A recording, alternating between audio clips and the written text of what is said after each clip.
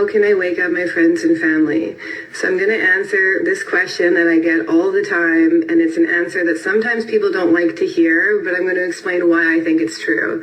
So in evolutionary astrology, way back in the 90s, when a guy named Jeffrey Wolf Green founded this type of astrology, which is a type of astrology that I practice, he stated that 70% of the population lives in a consensus state, which is basically a herd mentality. So these are the literal NPCs of the world. So they don't form independent thought. When they want to know what their opinions are on certain topics, they just look to the external world. So these kinds of people will tend to get the most offended when you present them certain views that go outside of their paradigm, because their beliefs actually represent unconscious security needs. So they unconsciously gain security in trusting the mainstream media, celebrities, the experts, the government.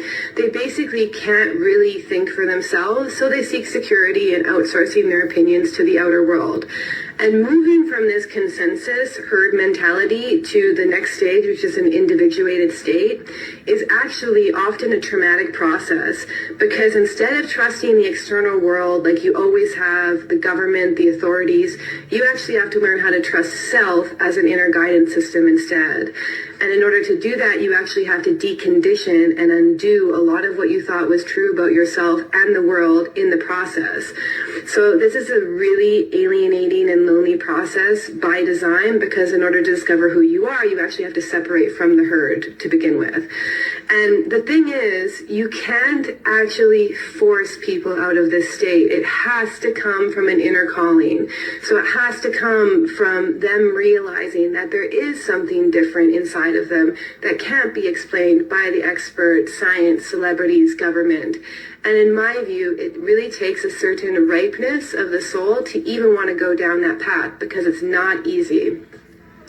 Most people will actually refuse the call of their individuation again and again and again, because their unconscious security needs to stay in the unknown, the known rather, of the consensus is so strong.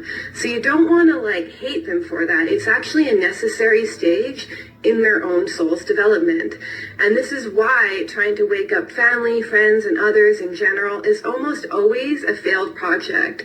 And really, how I feel about it, the best thing you can do in these times is focus on your own soul evolution and find something unique about you that you can bring back to the world.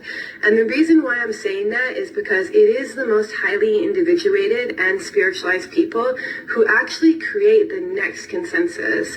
And they don't do this by forcefully trying to wake up the people who are asleep.